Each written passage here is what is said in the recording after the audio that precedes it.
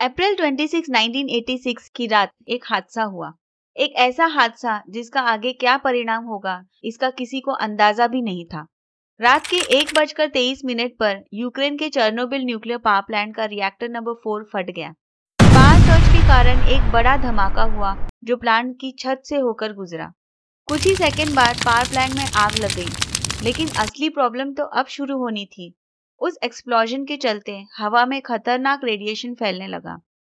Chernobyl power plant से जो radiation निकला वो इतना डेडली था कि उसकी वजह से वहां आसपास के सारे इलाकों में रहने वाले लोगों की जिंदगी खतरे में पड़ गई। आज भी साइट के आसपास के 30 किलोमीटर के रेडियस में कोई नहीं जाता और ये कंटामिनेशन हजारों किलोमीटर्स तक फैला हुआ है। चेर्नोबिल डिजास्टर ने जापान में गिराए गए एटॉमिक बम्स की तुलना में 400 गुना रेडिएशन रिलीज किया। इस एक्सप्लोजन में तुरंत ही 2 एम्प्लॉइज की मौत हो गई। उस आग और स्मोक ने पूरे एनवायरनमेंट में रेडिएशन फैला दिया। आग को बुझाने के लिए प्रिपेयर के फायर फाइटर्स प्लांट पहुंचे बिना इस जानकारी के कि वहां रेडिएशन का बहुत ज्यादा असर है।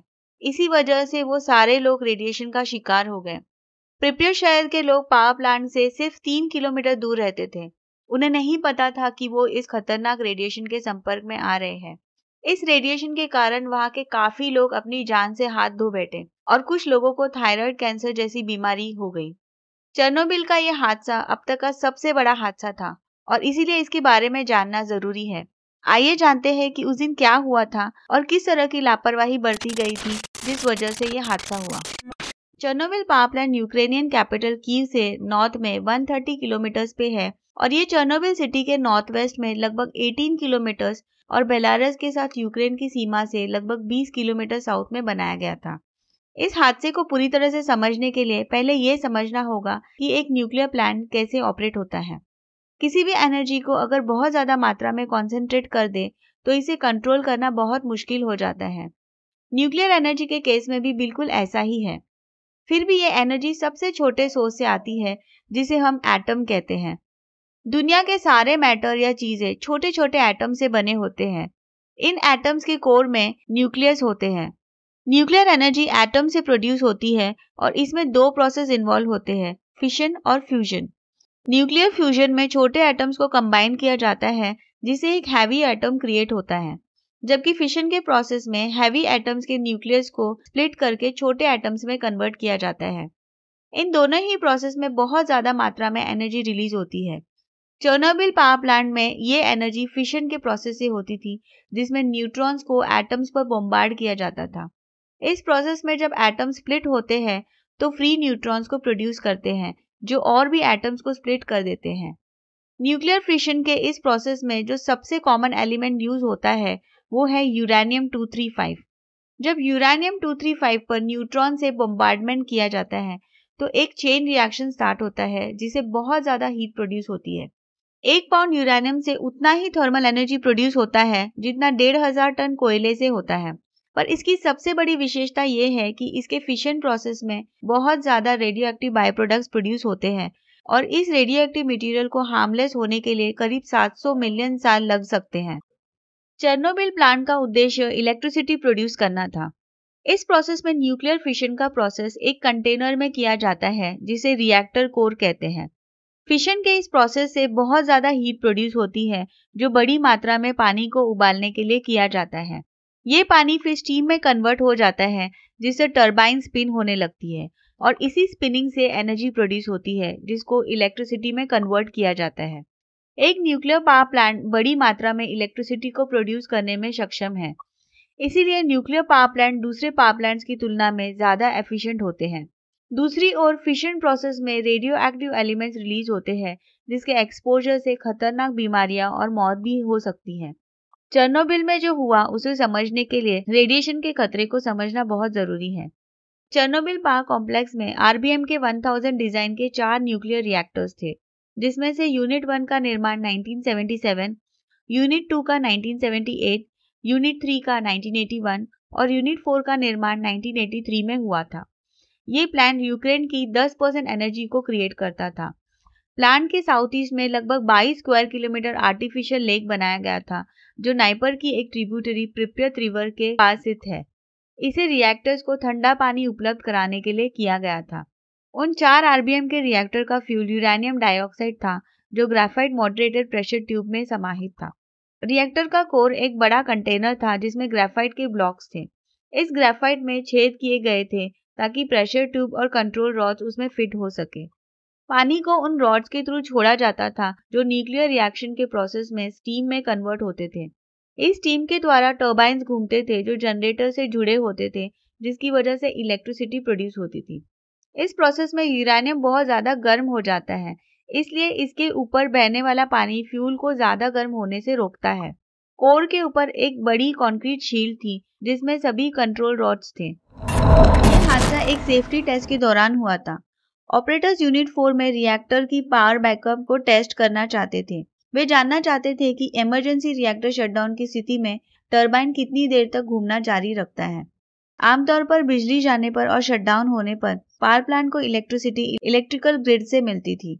इसके अलावा उनके पास डीजल जनरेटर्स भी होते थे, पर उसको स्टार्ट करने में 30 सेकंड्स लगते थे। ये टेस्ट इसलिए करना जरूरी था क्योंकि अगर बिजली जाने पर जनरेटर को स्टार्ट होने में 30 सेकंड लगते हैं तो रिएक्टर के बंद होने के बावजूद भी टरबाइन स्पिन कर सकता है। इसीलिए गर्म फ्यूल पर ठंडा पानी पंप करने के लिए हमेशा इलेक्ट्रिसिटी का होना जरूरी था। इस टेस्ट को स्टार्ट करने के लिए रिएक्टर पावर को 50% तक कम किया जाना था और इसीलिए 2 टरबाइन्स की जगह सिर्फ एक टरबाइन ही चालू होना था और टेस्ट भी इसी टरबाइन पर चलना था। 25 अप्रैल को 1 बजे रिएक्टर के पावर को रिड्यूस करके 50% पे कर दिया गया और एक ही टरबाइन को ऑपरेशनल रखा गया। दोपहर 2 बजे रिएक्टर का पावर 50% पर रखा गया और इलेक्ट्रिकल ग्रिड ऑपरेटर्स ने प्लान के मुताबिक 30% पर नहीं आने दिया। अब 26 अप्रैल को रात 12:30 बजे रिएक्टर अचानक से 1% पावर पे चला गया, जबकि उसे 30% पावर पर होना चाहिए था। जब ऐसा होता है तो कोर जेनॉन 135 गैस और पानी से भर जाता है, जिससे न्यूट्रॉन एब्जॉर्ब होता है। इस वजह से अब दोबारा पावर को 30% पे लेके आना मुश्किल हो गया। अब रात के 1 बजे ऑपरेटर ने कंट्रोल रॉड्स को हटाकर रिएक्टर को मैन्युअली कंट्रोल करना चाहा ताकि पावर इंक्रीज हो जाए, लेकिन कोर में पानी भर जाने के कारण रिएक्टर ऑलरेडी अनस्टेबल हो गया था। ठंडे पानी के साथ बहुत गर्म फ्यूल ने तेजी से स्टीम को प्रोड्यूस किया और इसके साथ ही प्रेशर भी बढ़ा दिया। 1:20 पर ऑपरेटर ने ऑटोमेटिक शटडाउन होने से रोका ताकि वो जल्दी से टेस्ट कर सके, क्योंकि उसे लगा कि रिएक्टर काफी हद तक स्टेबल है। अब पावर और भी तेजी से बढ़ने लगा और ऑपरेटर ने मैनुअल शटडाउन बटन दबा दिया। इसके बाद 1:23 पर रिएक्टर का पावर बहुत ज्यादा बढ़ने के कारण प्रेशर ट्यूब्स ब्रेक हो गए और फ्यूल भी बिखर गया। अब फ्यूल के पार्टिकल्स पानी के साथ मिलकर रिएक्ट कर गए और एक स्टीम एक्सप्लोजन हुआ जिसने रिएक्टर कोर को डैमेज कर दिया। कुछ सेकंड्स में दूसरा एक्सप्लोजन हुआ। इस एक्सप्लोजन की वजह से डैमेज कोर फैल गया और इससे ग्रेफाइट मॉडरेटर के लम्स भी निकले, जिसने हवा के संपर्क में आते ही आग पकड़ ली और रेडियो एक्टिव पार्टिकल्स को हवा में फैला दिया। इस एक्सप्लोजन के कारण 2 प्लांट वर्कर्स की मौत हो गई। अगले कुछ दिनों तक जैसे जैसे इमरजेंसी क्रू ने आग और रेडिएशन के बढ़ाव को रोकने की कोशिश की, मरने वालों की संख्या बढ़ गई और वो सारे एम्प्लॉयज रेडिएशन सिकनेस का शिकार हो रहे थे। पहले लगी आग तो सुबह 5 बजे तक बुझ गई, पर ग्रेफाइट फ्यूल से लगी आग को 10 दिन और 250 फायर फाइटर्स लग गए। इन फायर फाइटर्स को इस बात की जानकारी नहीं थी कि वो रेडिएशन का शिकार हो रहे हैं और नतीजा ये हुआ कि कईयों को अपनी जान गंवानी पड़ी। रिएक्टर पर हेलीकॉप्टर से सैंड, क्ले, बोरॉन और लेड गिराए गए ताकि रेडिएशन को फैलने से रोका जा सके। उस एक्सप्लोजन और आग ने न्यूक्लियर फ्यूल के गर्म कणों को और खतरनाक रेडिएशन प्रोडक्ट्स जैसे आयोडीन 131, सीसम 137 और स्ट्रोंटियम 90 को हवा में रिलीज किया। आयोडीन 131 की लाइफ सिर्फ 8 दिन की होती है, लेकिन ये हवा के जरिए थायराइड ग्लैंड में चला जाता है, जिसे थायराइड कैंसर जैसी बीमारी होती है। 27 अप्रैल को प्रिपेयर शहर के लोगों को रीलोकेट किया गया, लेकिन तब तक वहां के कई निवासी सिरदर्द, उल्टी और रेडिएशन सिकनेस के दूसरे लक्षणों के बारे में शिकायत कर रहे थे। उसके बाद ऑफिशियल्स ने प्लांट के 30 किलोमीटर तक के क्षेत्र को बंद कर दिया और वहां से 1,16,000 निवासियों को निकाला गया।